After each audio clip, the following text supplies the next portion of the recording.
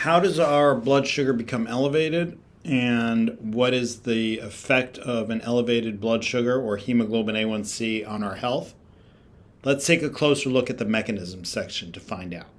We're going to first talk about the mechanism, the factors that cause us to have high blood sugar.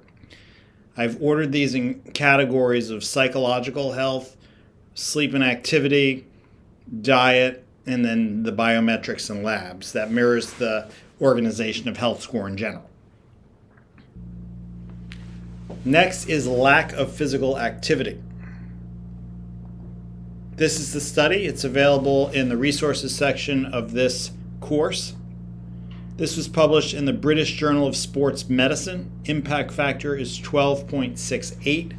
Publication date was January 2018. It's a prospective cohort study, including 44,828 adults. These are adults who already have impaired fasting glucose, which is defined as a hemoglobin A1c of 5.7 to 6.4, or what we refer to as prediabetes.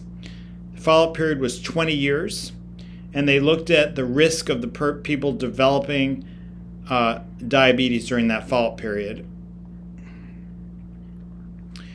So they compared individuals by how much moderate intensity physical activity they were engaged in over that follow-up period.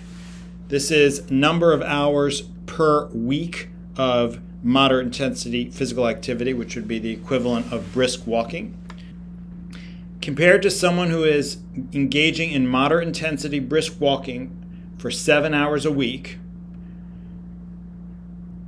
exercising for 2.5 to 6.9 hours per week, raises risk of diabetes by 12%. Exercising less raises risk still further, all the way up to 25% higher for people who are basically sedentary or who have exercising less than 30 minutes per week.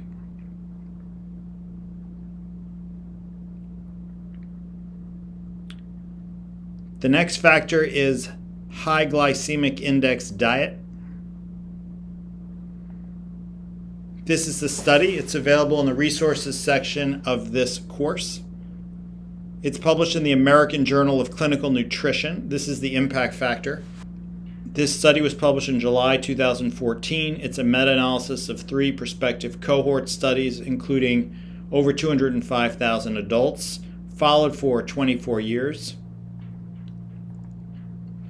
Glycemic index is the amount a diet raises a person's blood sugar.